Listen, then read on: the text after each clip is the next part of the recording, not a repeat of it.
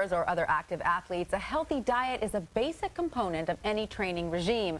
But unfortunately, many athletes and even non-athletes are excluding some dietary essentials because some foods have unwarranted bad raps.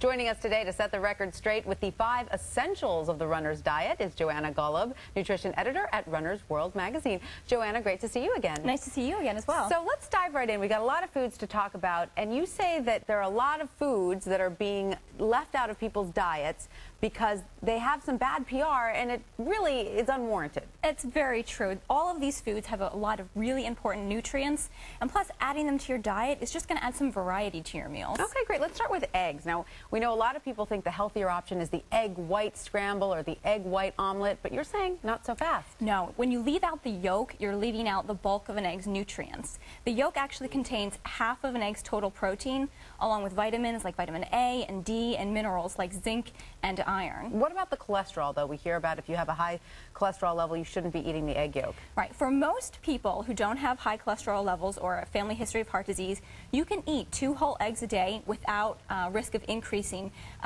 your risk for heart disease. Now, if you do have a family history of heart disease, you should limit your yolk intake to about 3 per week. And we shouldn't really be worried about the added fat because especially if you're an athlete, you're burning that off. That's right. And the key is to just, cook it in just a little bit of fat. You don't need to add a ton of extra. Right. All right. That's good to know because everybody loves eggs. So that's right. Glad we can enjoy the whole thing. Now, nuts are another food that gets a really bad rap. We hear that they're high in fat and you really need to, high in calories, you really need to stay away.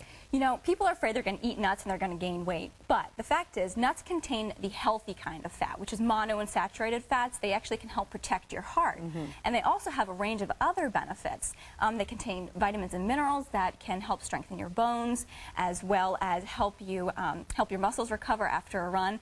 And in fact, research studies have shown that nuts like almonds, for example, can actually help you maintain a healthy weight by controlling your appetite. Well, I'm glad you bring that up because not all nuts are created equal, right? Some are a little better for us than others. They all have different nutrient profiles, yes. And which are some of the healthier nuts? Well, almonds definitely are a great choice. Walnuts actually contain a good amount of omega-3s, actually. And cashews are great as well. They all contain different kinds of nutrients, so your best bet is to just eat a variety of them. And on the other end, we should kind of stay away from the macadamia nuts, is that right? Macadamia tends to have a little bit more saturated fat, but as long as you eat them in moderation, it's okay. It's okay. All right, and they're easy. You can easily put them in your diet lots of different ways. Sprinkle them in salads, make little peanut butter sandwiches. That's right. Easy to add nuts. Just have them as snacks, right? Exactly, the perfect snack. Now, here's a food that got a really bad rap with that whole low-carb craze that we were all into. Right. The white potato. Stay away. White potatoes got lumped together with white bread somehow. Yeah. But really, white potatoes are an excellent source of easily digestible carbohydrates, which is perfect for runners. But unlike some other easily digestible carbs like white rice or white pasta, white potatoes are loaded with fiber. A medium one has 4 grams of fiber and as much as 1/4 of your daily needs for vitamin C and about 20% of your needs for potassium. It's so interesting. I do think that people don't make that association because they lump together the white bread with the white potato. That's right. Therefore, they think no fiber. Right. No, potatoes are really loaded with fiber, especially if you eat the skin. That's great. And again, really easy to put them in almost any meal. In soups, you can mash them, you can bake them. Simple meal, top of a baked potato with some beans and some salsa. It's a great combination of carbs and protein.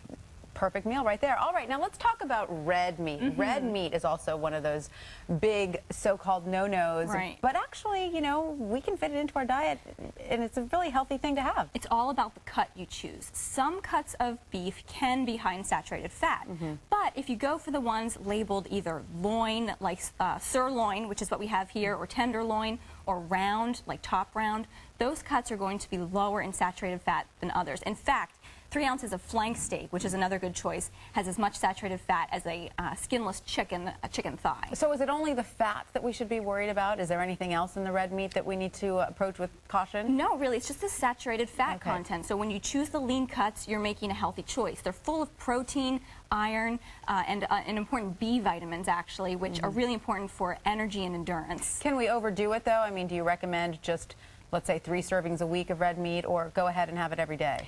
No, I wouldn't recommend having it every day. The key, though, is just keeping your portion size small. Don't eat a whole, giant steak at once. You want to just keep it to a few ounces. And, 3 times a week is fine. Sounds great. I'll take that. All right, now cheese. I'm so happy that you're here to tell me that I can eat my cheese, because frankly, I never stop. I know. But this is one of those foods that also got a bad rap, and some people say cut it out altogether. Thank goodness we don't have to do that. That's right. You don't have to. Cheese is delicious, Yes. delicious, and it adds so much flavor to our meals. And our lives. That's right. That's right. It does contain fat, but it also does have a lot of calcium, magnesium, and really high-quality protein, which is going to be really important for your body. Sure. And in fact, the calcium and magnesium work together to help keep your muscles functioning properly. Right. So it has a really important combination of nutrients. So again, is it about portion control here? Yes, it's about Okay. portion control.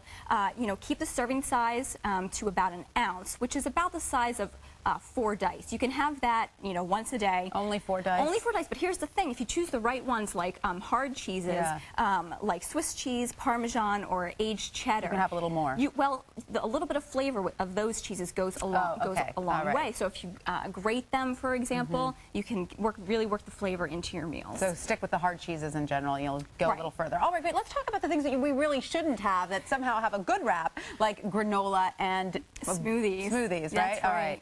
Well, granola is kind of thought of as the ultimate health food, but really you have to just be cautious about what you're buying, especially if you're buying like a prepackaged granola. They could have a lot of added sugars or added unhealthy fats. So approach with super moderation and with caution. And again, store-bought smoothies, those can be filled with all kinds of bad things. You're better off making your own at home with yogurt and fruit. All right, Joanna, thank you so much. And remember, for the answers to all your health and wellness questions, head to the health page at abcnews.com. We'll be right back. Coming up on the show, Wi-Fi enabled